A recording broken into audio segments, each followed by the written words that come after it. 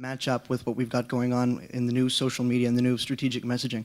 And even though we do have to embrace that new strategic messaging, we're not going to be able to enter into the battlefield so far as to engage in attack ads that will criticize our opponent's personality as a person. We can most certainly criticize their policies or their political record, but to attack someone's personality like the Conservatives have done to us, I don't see that. So when I was campaigning out in BC, I talked to someone who said that if we can't enter the battlefield and win on the battlefield that they've created, we have to define a new battlefield. How do we do that, and what is that battlefield? Well, go ahead, Pep. John, you want to start with That's a smart guy. You know that guy? Never heard of him. I think you know that battlefield involves technology, it involves hardware, it involves fundraising. I disagree, by the way, with Peter. I think what he says about fundraising, what you say about fundraising, Peter, is right about big dollar corporate fundraising. It tends to come with an expectation.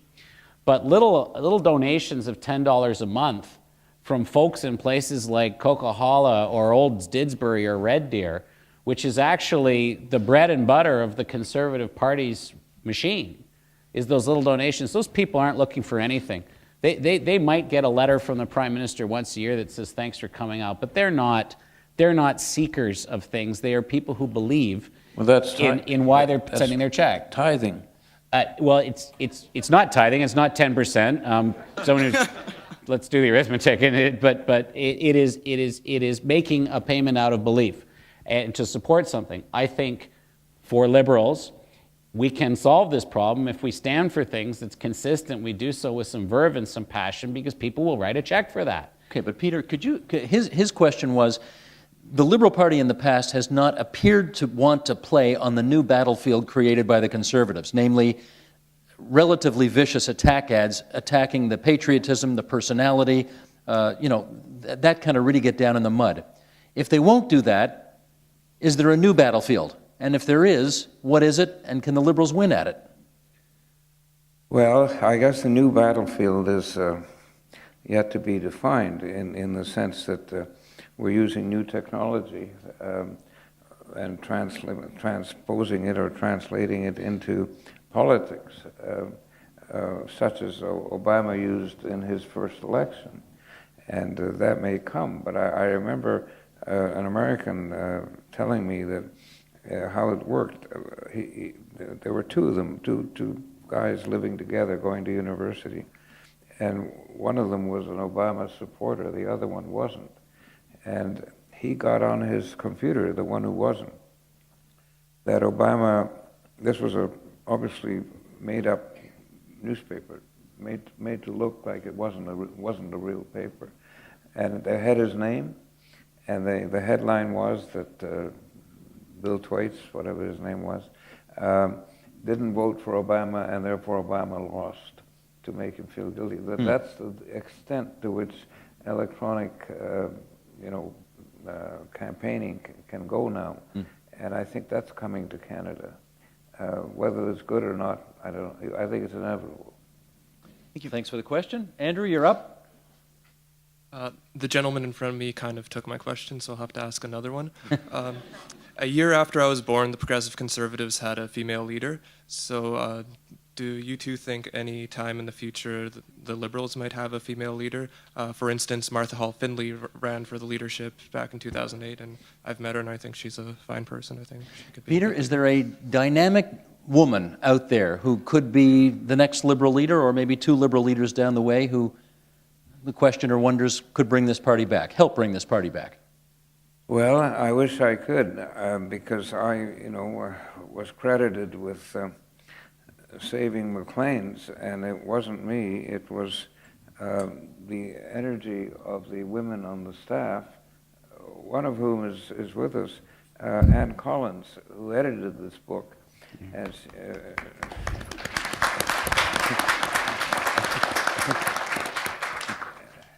all authors say, if it wasn't for the editor, this book wouldn't exist. Well, in this case, it's true. But are you saying you want to run Ann for leader of the Liberals? Is that what you're saying? No. No, all I'm saying is that the creative energy seems to be with women now. So is there a female candidate out there, John, you see on the horizon who could do the job? I'd love to get someone like Alison Redford or Christy Clark from out west to do this sort of thing, but I think they've got their hands full. I'd love to get somebody like Deb Matthews or Kathleen Wynne out of provincial politics. I think they got their hands full. You know, it's not a simple matter of reaching out and grabbing somebody, but I'll tell you this. Well, one thing I agree with Peter about is where he says Arlene is magnificent. That's the point that I underline the most in reading the book. I was talking with, well, we can take names. Zach, are you getting these down? I was talking with someone who was very involved in Alison Redford's campaign, which is a pretty interesting campaign that a lot of people are paying attention to. And what he said was, we wrapped it around women. Why? Because social media is actually inherently feminine. He said, women have been running social networks now for thousands of years. I'm getting some nods of recognition and some head-scratching bewilderment from gentlemen. Point made. And I think in a world where the clutter of messaging has devalued institutional messages, the messages we listen to are ones that we hear from people we know and we trust. Those networks are operated by women and respond to what women say and respond to female candidacies. So you're going to see a lot more Angela Merkel's, you're going to see a lot more Nancy Pelosi's, you're going to see a lot more Christy Clark's and Alison Redford's, and I welcome the day. It's going to be a great one. Let's get two more. Yeah, I want to keep you on time here and just save some time for some informal conversation. So these two people in line, brief questions, brief answers, and we'll get done on time. Okay, so about the point on social networking, I think you're absolutely right that women have been running it. I used to do telecom sales, and one of the things we would always say is if you want to know where telecom and social media are going, talk to your 12-year-old daughter, because they use it the most. I don't know where social media are going. Talk to your 12-year-old daughter. That was the question that I want to ask, now we talk about battlefields in politics, and I'm sure, Mr. Duffy, you've been through all these battles, et cetera, but it kind of scares me because I think the problem that we have is with leadership. I think there's an absence of leadership, and you can see it all over the world. You're talking about how Mr. Harper is not taking on the problems directly and managing them. What he is a manager, and I think that was the problem with Mr. Ignatieff and some others. So where are we going to get these fresh ideas and these, or where in Canada can we look for real leadership? Because I think from my youth, I remember Monsieur Chrétien, and I remember Mr. Mulroney, and some others who were real leaders who inspired, whether you liked their message or not. There's a genuineness about their fire and energy. Okay, let me. Can you tell me where we can find these people? Let's try this. If you were a young person today with some ability, would you go into politics? No. You wouldn't. Would you, John? Yeah, no, it's awful. Okay, so we're. Well, I mean, it's repellent. It's repellent to young people. Zach's an amazing guy, but he comes from a very bad upbringing, clearly. No, but I think you're helping to make the point, which is if you're young and you have some ability, you're probably going into business, you're going into an NGO, you're doing something different besides politics. Yeah. So where is this next generation of great leadership going to come from? Human history has shown this again and again. Great challenges throw forward great leaders. Sooner or later, Europe's leadership gridlock, all these cautious people saying, après-vous, Alphonse, après-vous, Gaston, is going to produce someone who will say, enough of this. And it could come from an unlikely place like Greece or Italy, who the heck knows, okay? Sooner or later, I think Barack Obama has the potential to still be that leader. I think he may produce a Harry Truman-like hero campaign here in 2012 that lifts him up above the pettiness and the gridlock of Washington. By the way, you want to see a two-party system with the Conservatives and the NDP in action, go to Washington. You will never want to see that again. You will vote Liberal just to head that off. And I'm sad to say it. I am sad to say that as the challenges this country faces get more severe than they have been in the past 6 or 7 years, when we have been coming off of surpluses in good economic times, as they get more severe, as our energy environmental challenges, our social challenges, our challenges of inclusion, of bringing in more people and making it work for all of us and for all of our families get more severe, better leaders are just going to happen. It's not about growing them, it's about harvesting them and having them come forward. I'm optimistic on that. Peter? Well, if we're talking about women, I can't not take this occasion to introduce my wife, Alvy, right there. No? Zach, take her name. And Alvy, you're not a candidate either, right? Just checking. No, but you know, what worries me is not the future of the Liberal Party. What worries me is the future of democracy.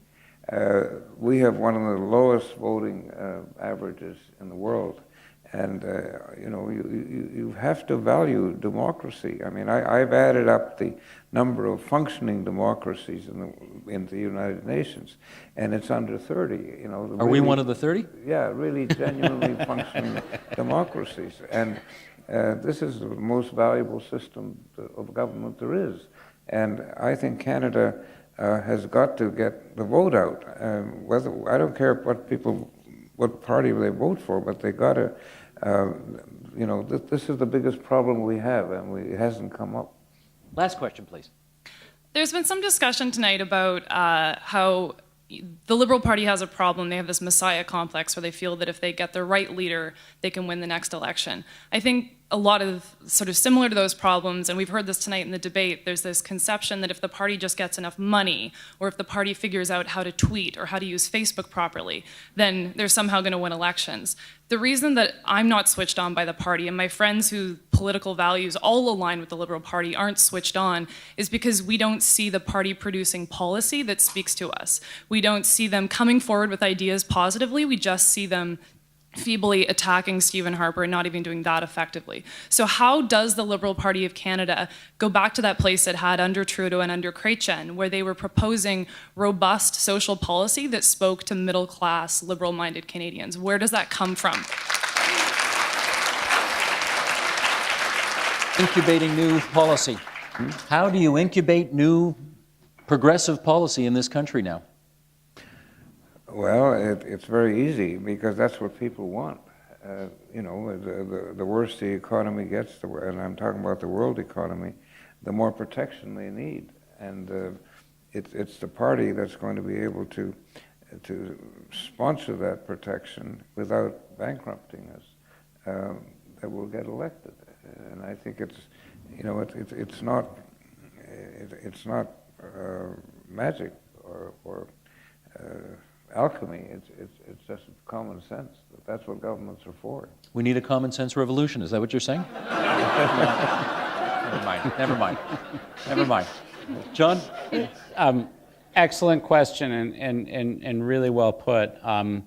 First of all, you have to go on to www.liberal.ca, which is now actually a totally open architecture for being able to talk about this stuff, which is totally unheard of for a political party. Usually it's sort of a brochure site that talks at you with very little opportunity for input. You can say whatever you want. You can call anybody a jerk, and as long as it's not contra the libel laws, it'll be published.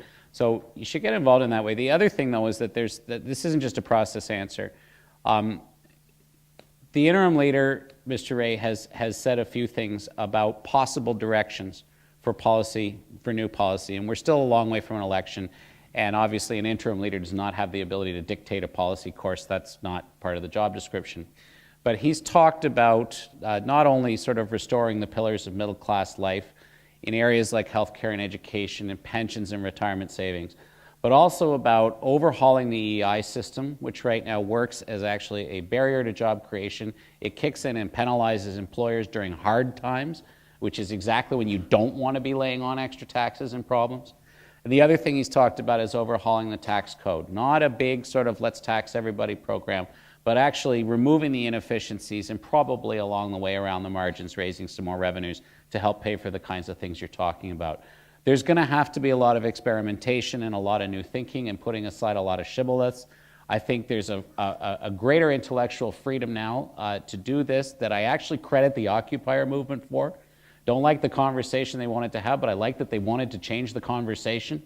And I think it's up to sort of people to keep talking about this. And instead of sportscasting whether the old gray mare is dead yet, you know, prod it and push it and give it a whip with a birch switch and give it some new ideas and let's see if we can make it run, because we have to, or else we're going to get this kind of deadlock politics that makes American life miserable.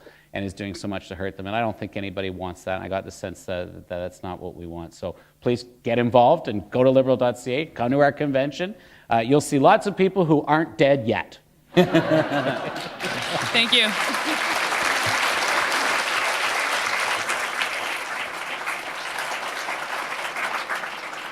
Ladies and gentlemen, as I ask Tina to come up and close this off for this evening, I know you want to join me in thanking these two for what has been a really memorable night here in Toronto. Nicely done. That was a great deal of fun.